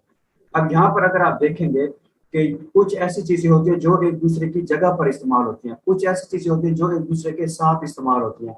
यानी कि जो इनकम वाली हमने टाइप पढ़ी है, इनकम इलास्टिसिटी ऑफ डिमांड, उसमें नॉर्मल गुड्स और इंफीरियर गुड्स थी। इसमें cross price elasticity of demand में क्या होगी? कॉम्प्लीमेंट्स होंगे या सब्सिट्यूट होंगे। हाँ, यहाँ पर आप सब्सिट्यूट के एग्जांपल लेंगे। वो कैसे? कि सपोज कोक और पेप्सी दोनों क्या हैं? सब्सिट्यूट्स हैं। तो यहाँ पर क्या होगा? वो कहता है कि सपोज जो कोक है वो गुड एक्स है और जो पेप्सी है वो गुड वाई है।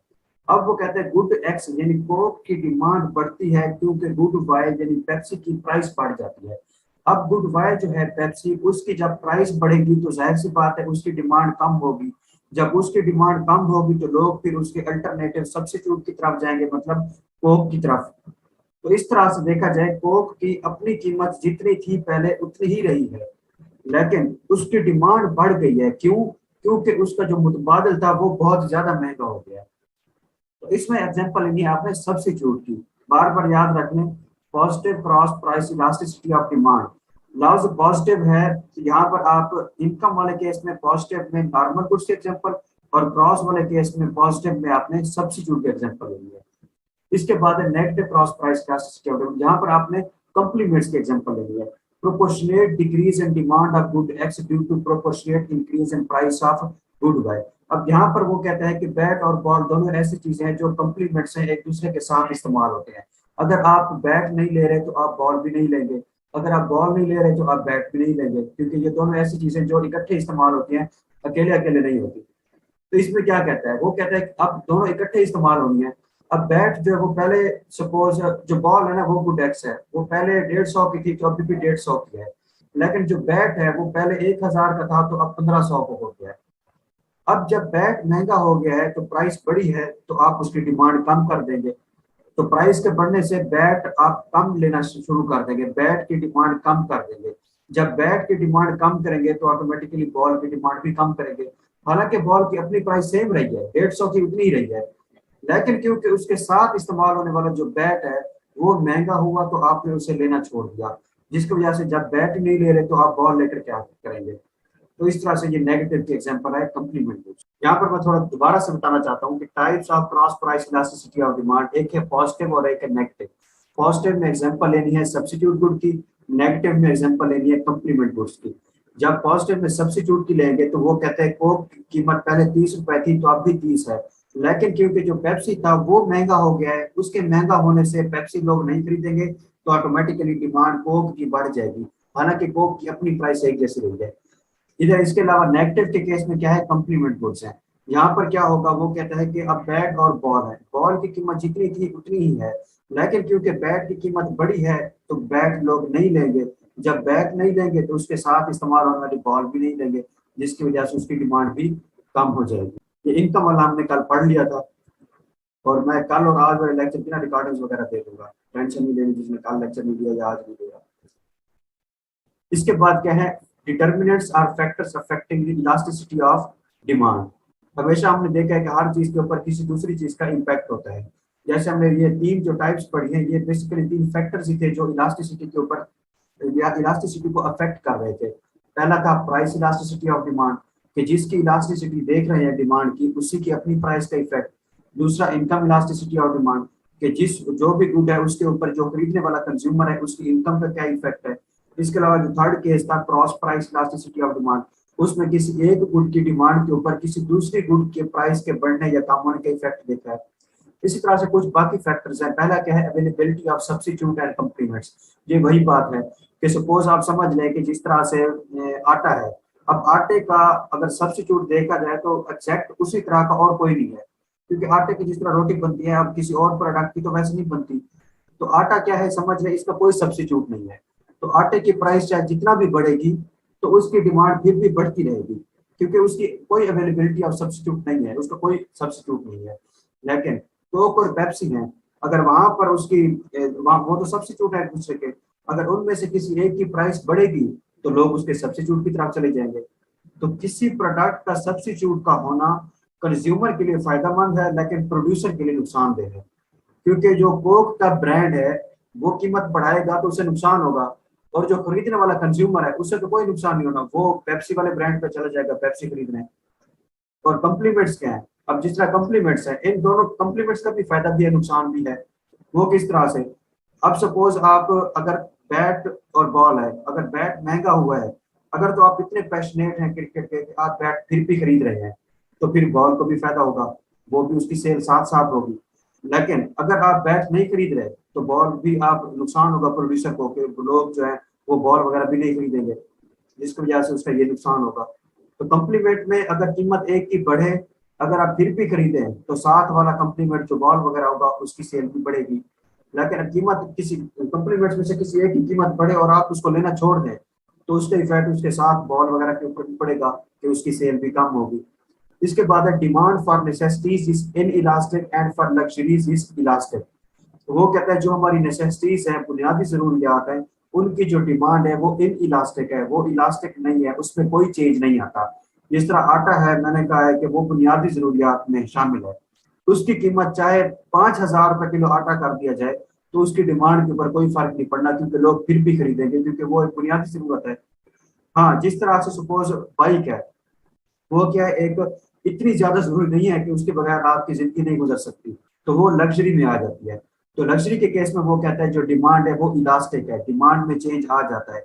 इसकी कीमत अगर बढ़ेगी तो आप इसको खरीदना छोड़ देंगे, क्योंकि ये ऐसी चीज तो है नहीं बाइक, इसके बगैर आपका गुजारा नहीं है, तो इसलिए इसकी डिमांड क्या है, इलास्टिक है। इसके बाद है demand of good is inelastic due to brand loyalty. अब यहाँ पर देख लें कि कुछ लोग होते हैं जो कहते हैं कि हमें फलां ब्रांड का पिज्जा ही पसंद है, चाहे जितना महंगा हो जाए, लेकिन लोग फिर भी लेते हैं क्योंकि उनका बिलीव बढ़ जाता है उस ब्रांड के ऊपर कि हमने सिर्फ इसी ब्रांड को ही खरीदना है।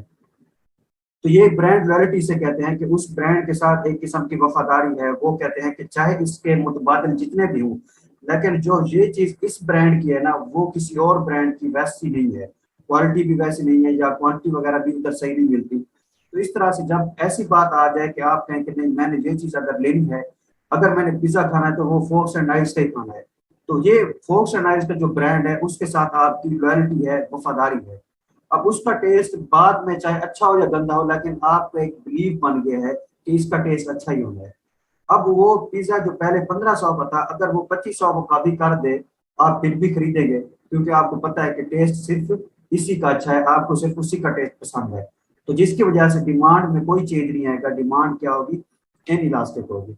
इसके बाद है demand of good is in elastic on which smaller proportion of income of consumer is spent. वो कहता है कि ऐसी चीज जिसके ऊपर हमारी इनकम का थोड़ा सा हिस्सा इस्तेमाल हो, उसकी डिमांड क्या होती है, इन इलास्टिक होती है, उसके ऊपर कोई चेंज नहीं आता। अब थोड़ा सा इसका क्या मतलब, अब जाहिर सी बात है, एक चीज है जो है बहुत महंगी, अगर उसकी कीमत बढ़ेगी तो आप अफोर्ड नहीं कर सकेंगे। लेकिन हाँ, जो डेली इस्तेमाल की छोटी मोटी चीजें हैं, जिस तरह कोई सोप हो गया या इस तरह के कोई और प्रोडक्ट्स वगैरह छोटे मोटे हो गए, अगर इसके ऊपर आपकी इनकम बहुत थोड़े, इनकम का थोड़ा सा हिस्सा खर्च हो रहा है, 50-60 रुपए, तो अगर उनकी इस तरह से आपकी इनकम का थोड़ा सा हिस्सा है, तो आपको फर्क नहीं पड़ता कि वो चीज थोड़ी सी महंगी भी हो जाए कि आप उसको छोड़ दें, आप उसकी फिर भी डिमांड करते रहते हैं, क्योंकि इस तरह का इतना ज्यादा मसला आपको नहीं होता अफोर्डेबिलिटी का। तो हम कहते हैं इनकी डिमांड क्या है, इन इलास्टिक है। इसके बाद क्या है, time period for switching from one product to another. Time period की बात हम बाद में बात करेंगे, एंड पे हमने पढ़नी। इसके बाद है practical importance of elasticity of demand. हमेशा किसी चीज का स्कोप या इंपॉर्टेंस जब हम पढ़ते हैं तो इसका मतलब यही होता है कि ये कहाँ कहाँ पर चीज इस्तेमाल होती है, हमें किस किस प्रोसेस को करते हुए इस कंसेप्ट को याद रखना चाहिए। वो कहता है पहला क्या है, कंज्यूमर्स को क्या है इसकी इंपॉर्टेंस, कंज्यूमर्स के लिए क्या है। Price of goods having elastic demand is not high because people can go towards their substitutes.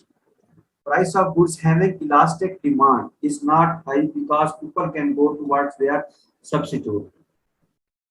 अब वो कहते हैं एक चीज है जिसकी डिमांड क्या है, हैविंग इलास्टिक डिमांड, डिमांड में बहुत ज्यादा तब्दीली आती है, उसकी जो कीमत है वो ज्यादा हाई नहीं होती। क्यों? क्योंकि उनको पता है लोग उसके सब्स्टिट्यूट की तरफ चले जाएंगे। अब जिस तरह से एक दुकानदार है, उसे पता है कि जो कोक और पेप्सी हैं दोनों क्या है, सब्स्टिट्यूट है, और इनकी डिमांड क्या है, इलास्टिक है, बढ़ या कम हो सकती है, बढ़ भी सकती है और कम भी हो सकती है।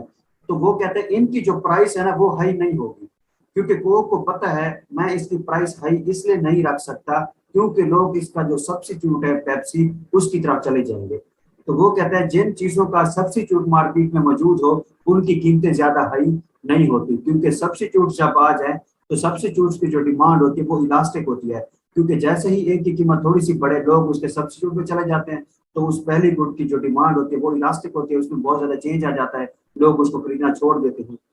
इसके बाद वो कहते हैं price of goods having inelastic demand, यानी ऐसी चीजें जिनकी डिमांड इन इलास्टिक हो, जिनकी डिमांड में कोई चेंज नहीं आता।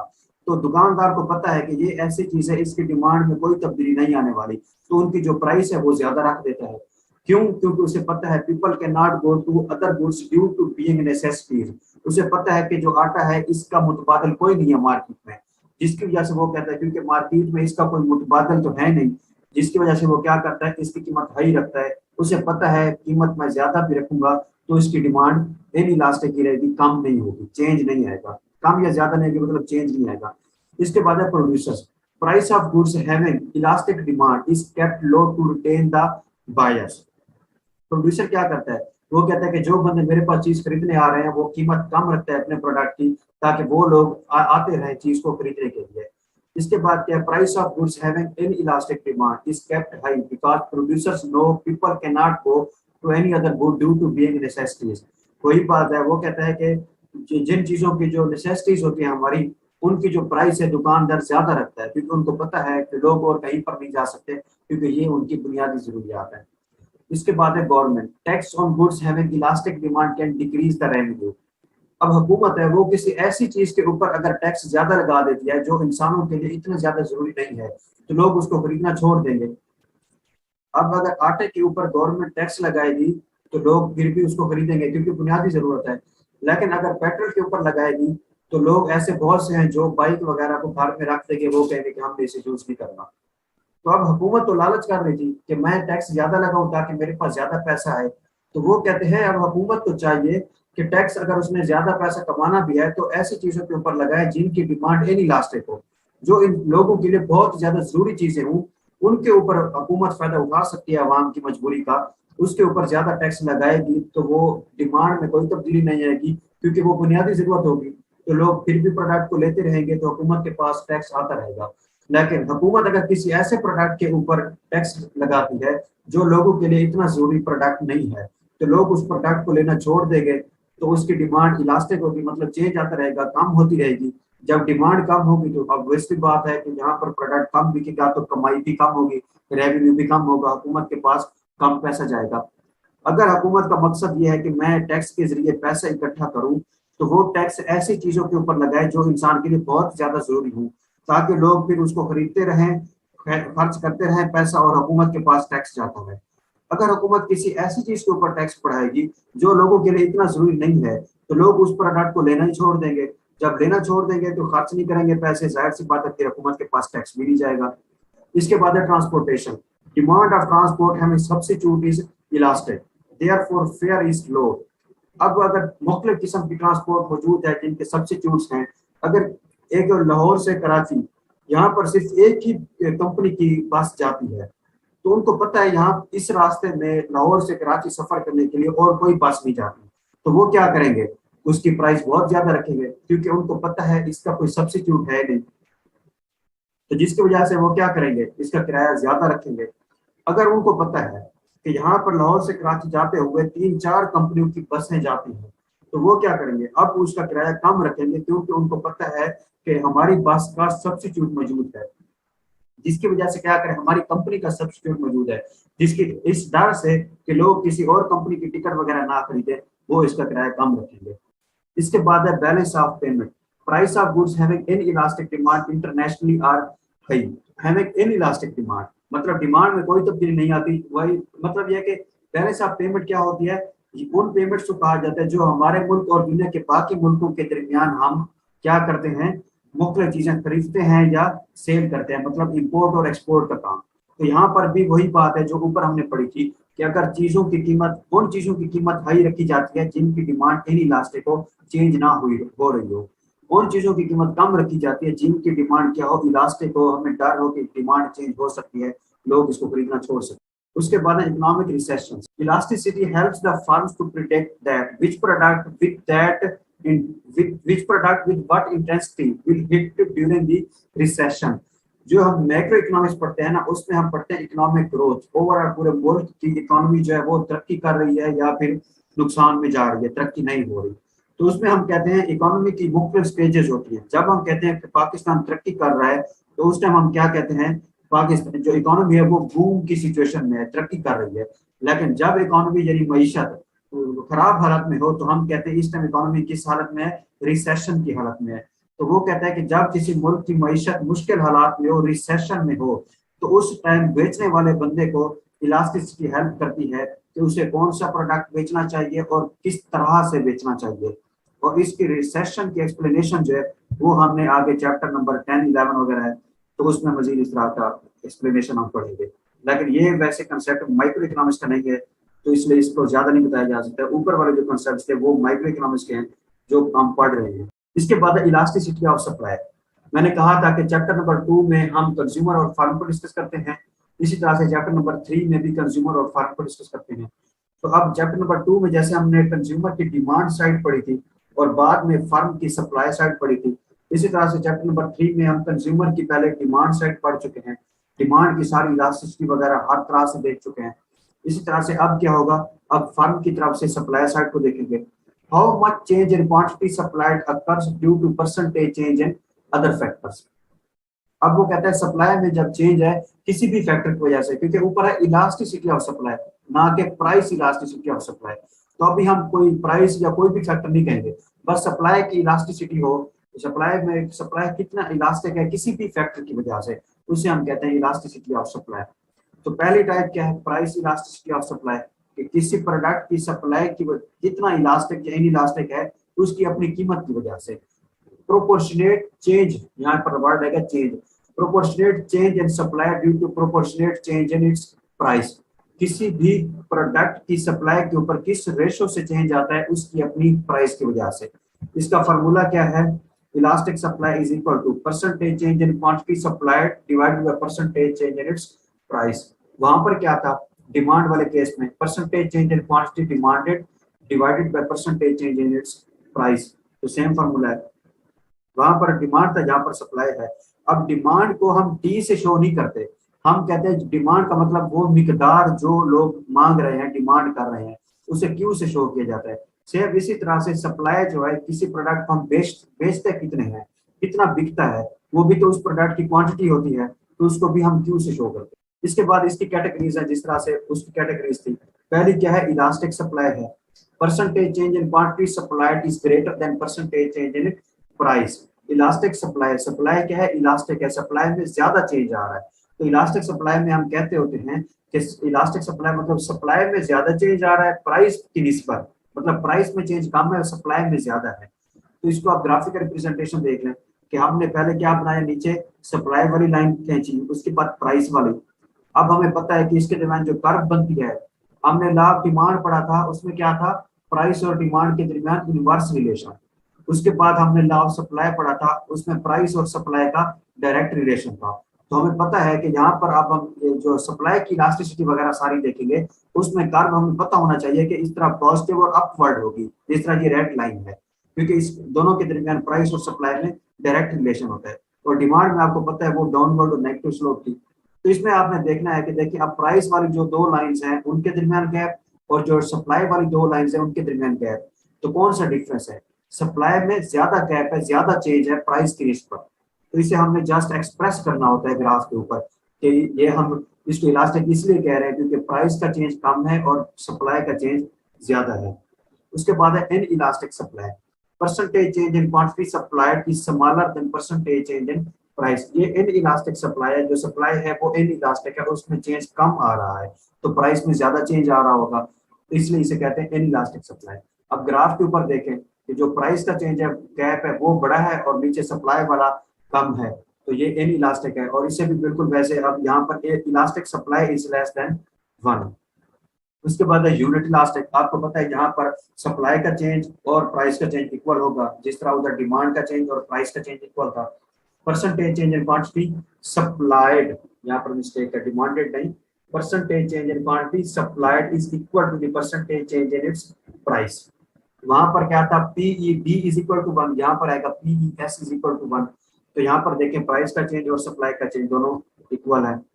उसके बाद है perfectly elastic supply, smallest price change will affect the quantity supplied largely. Perfectly elastic का मतलब यह है कि सप्लाई में बेतहाशा चेंज आ रहा है, इवन प्राइस में कुछ भी चेंज ना आ रहा हो। ठीक है, तो इसको ग्राफ के ऊपर देखें, जो प्राइस वाला एक्सेस है रेड लाइन, उसमें दो लाइंस है ही नहीं कि प्राइस में समझो कोई चेंज आ ही नहीं रहा, प्राइस जहां पर पॉइंट था वैसे के वैसे वहीं पर रेड लाइन है, सिर्फ एक ही रेड लाइन है, कोई प्राइस बढ़ी ही नहीं इतनी कि हम दूसरी लाइन खींचते।